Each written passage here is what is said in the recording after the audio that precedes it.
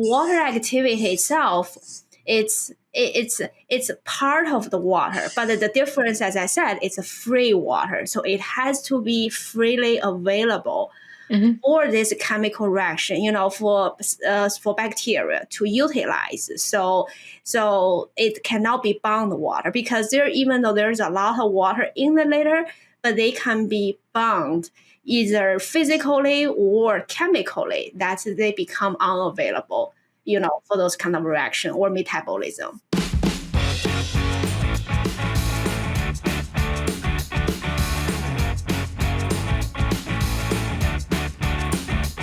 Welcome to the Poultry Podcast Show. Today, I am here again with Dr. Lin Walker. Welcome back. Thank you. Thank you for having me again. I have a long list of things I need to ask you today about poultry litter.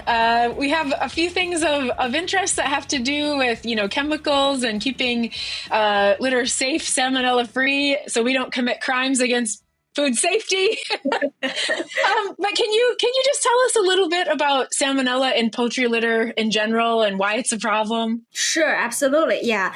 Because, salmonella itself, it's very prevalent in poultry overall.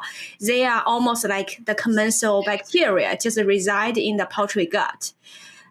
So when they are in the poultry gut, then when the chicken or turkeys, when they poop, and then they shed salmonella into the litter. So then the litter become contaminated, right, with this salmonella containing poop. So then it's become a cycle because, birds, they love picking on litter. So then they kind of re-inoculate themselves with salmonella again. And then this cycle just keeps going on and on and on, like a lot of those other diseases as well, especially like parasites, they need this kind of oral recycling within the poultry system. So that's basically what it is, and why litter is it's very important for us to control salmonella in litter, so we can kind of cut off or reduce this recycling within the birds. So can you tell me just a little bit about the environment? Like what are the litter environments that make salmonella worse? So salmonella is just like a lot of other bacteria, which, for people, if you know a little bit about microbiology, then you will know, well, bacteria, what do they like? They like water, they like moisture, right? Because just like as human, we need to drink water, and all the living organisms, they need water for them to live. And they also like a neutral pH. By the way, do I need to explain what a pH is? Oh, no, you don't have to. Okay, all right. Just in case, I don't know what kind of our audience it was like, what is pH? Yeah.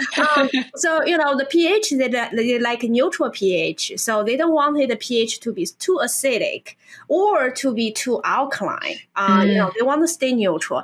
Like we drink water or eating food, like a neutral pH is good for them. And they like, warm temperature, so they can proliferate, which in the poultry house, that's a perfect condition for them. It's nice and warm, right? So those are like, there are some other things, but those are the very basic, temperature, pH, water, the very key elements for them to proliferate or to keep growing. Yeah. So salmonella, the same as all the other peers. This is what they like. So then for today's topic, we kind of talking about water activity. So water activity itself is basically, it's a measure of free water that is available for the microorganism to use or for any chemical reactions. So I know poultry grower, a lot of times we do measure the moisture, right? We measure litter moisture. Because moisture is easy to measure. Because all we need to do is just, we have those handheld devices to do. But in the lab, how we measure moisture, we collect the litter sample, we put in the oven, set at very high temperature, let's say 100 degrees Celsius for overnight or for one day. And then until the weight of that litter sample stop changing, right? So it means all the water has been dried out. dried out and only the dry matters stay. And then we use whatever the amount, that is lost. We say, okay, that is water. So then we calculate based on how much is lost versus how much original. And then we say, okay, this one has, let's say, 60% of moisture. So that's how we calculate moisture. But water activity itself, it's part of the water. But the difference, as I said, it's a free water. So it has to be freely available for this chemical reaction, for bacteria to utilize. So it cannot be bound water, because even though there's a lot of water in the litter, but they can be bound either physically or chemically, that they become unavailable, for those kind of reaction or metabolism. Jones Hamilton has become the poultry industry's animal health authority by combining research-driven products with expert support. Focused on science, safety, and sustainability, we empower producers to maintain healthier house environments. JH started with PLT litter amendment for pH and ammonia control, expanded with PWT for water acidification, and now supports organic operations with diamate. The proof of our success can be found in bird performance, all backed by our 30 years of research. Learn more at joneshamiltonag.com. Yeah. Is there a crucial amount of water where there's going to be a problem, or is this a barn by barn basis based on some other factors? So there is a crucial, the crucial amount of water, most of the time when we say that the litter is too wet, over 60%, or could be even higher, 70%, then we say, wow, this is not good. Because if you measure the water activity itself, which is directly linked to the microorganism metabolism, then we know, okay, at that time, we know the water activity is already more than 0.95, which for Salmonella, if it's above 0.95, then Salmonella, they love this condition. They can thrive there. And they just grow happily, multiply, and with the fecal material, those nutrients, they just keep growing. So that's why it's important to control the water. So beyond things that we can manage in the environment, let's say making sure water lines aren't leaking and, having litter that you maybe kind of work up as the time goes on, are there litter amendments that we can use that help the overall ecosystem reduce Salmonella or other? Yes. I believe there are lots of this. But the study we did was sponsored by Joe Hamilton, who is making sodium bisulfate, or the PLT. So, and then we use their product, the sodium bisulfate, and it helps to reduce the pH of the litter. As I mentioned before, Salmonella, like all the other bacteria, they don't like acidic environment. So what the PLT does is it significantly drop the pH from pH 7 or 8, all the way down to like a 2 or 3, which is really, really low.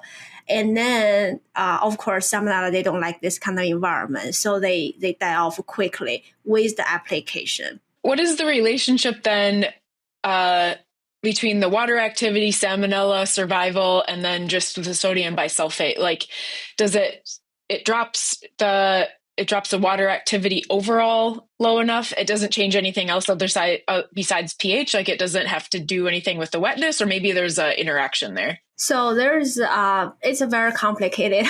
Yeah. So what PLT does, as I mentioned, it drops the pH quickly, as soon as you apply it.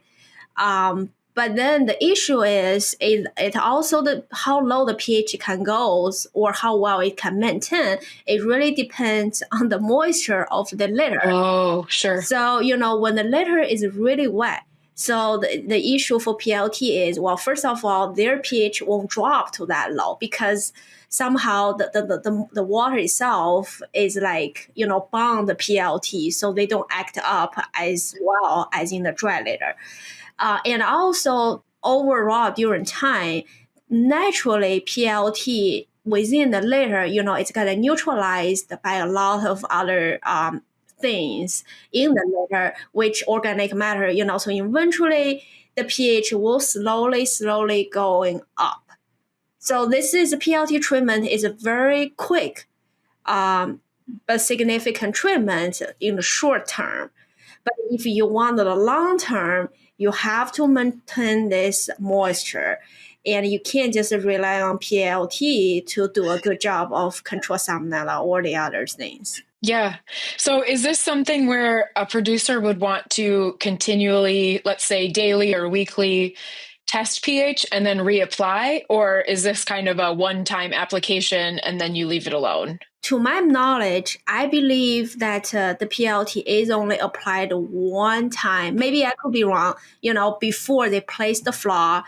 Because when they have the flock there, I'm not sure, how feasible for them to apply the PLT. Oh, sure. But they could be reapplied. But based on the research we did, definitely reapplying, definitely it will help. That's for sure. There's no doubt about it.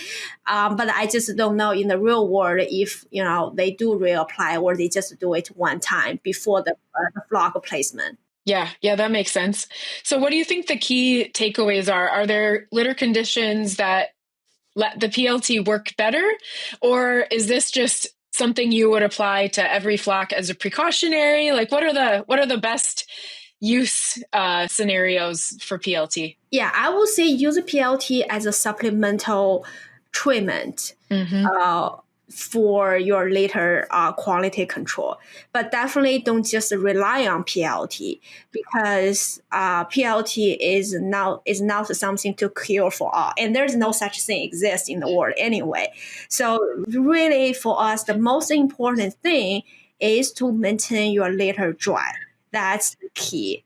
Yeah, like you mentioned, the water, watching out for the water line leaking, those type of thing. And then after flock finish, decake the litter, do a well ventilation, and to dry out the litter. Those are the important things than just throwing a bunch of PLT on it and think, okay, it will help me to take care of everything. Is there a recommended application rate, or is that something that might be tailored for your facility? So we did. So in our study, we tested 2 levels, which is, I believe, let me look at it. One is 100 pounds per 1,000 square foot application. Okay.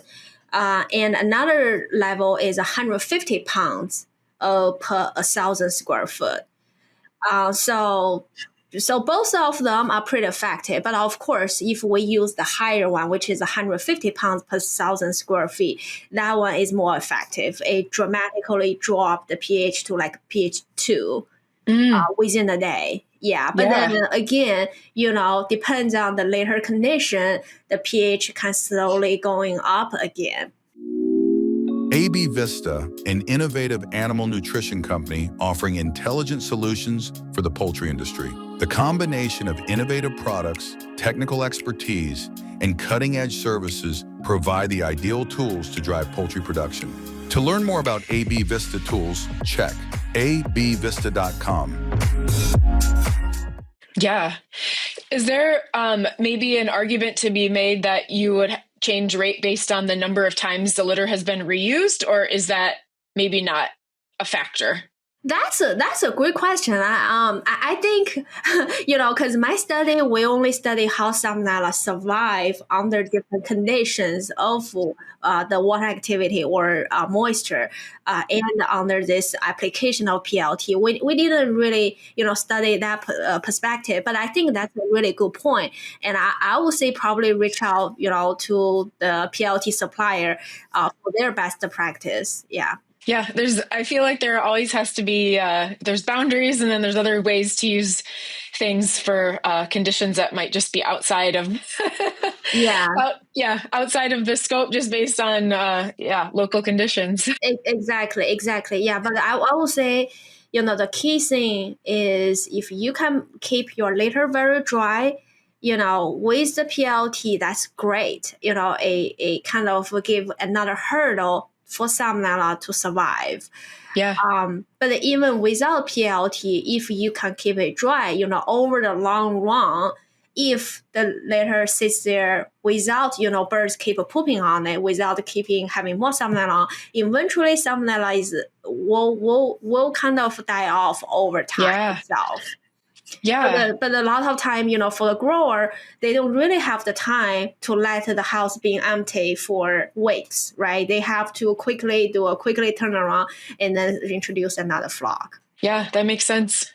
Are there any big ideas that we missed or key takeaways that you want to make sure the listeners got from listening to your cool study on the effects of PLT on Salmonella? I think we pretty much emphasize the importance of keeping the litter dry, right? And with the use of PLT, that is a plus. It will definitely help. But again, keep in mind that the Salmonella themselves naturally will die off over time if you gave them enough time to die off. That is a good point. There are so many cleaners, cleaning solutions, etc., that just require time. Yeah, but the interesting thing I found from this study is actually later, we talk about litter moisture and water activity. So there is a relationship. There is a correlation between them, but it's not linear. It's not like, we draw a line and say, oh, at this 70% moisture, we got this water activity. No, their relationship is non-linear. Oh. It's non-linear. But and it really depends on the litter material itself, right? Because we have a different type of litter, pine shavings, rice husks, all sorts of things. And also depends on the age of the litter or how many flocks has been sitting on that litter. Because actually, the older the litter is, the less water activity, even if it's at the same moisture level. Let's say they are all at 50% moisture level. But if it's an older litter, which has been used for years, the water activity will be lower than the fresh litter. If it's just the first time flock, fresh shavings. And then actually their water activity will be much higher than the older litter. That is something very interesting. Well, thank you so much for chatting with me today about managing litter in different ways that we can do that. I'm always learning all the ways that we can definitely help animals from a food safety standpoint. So thank you so much for your time. You're very welcome. I always like chatting with you, and I'm learning new things every day too.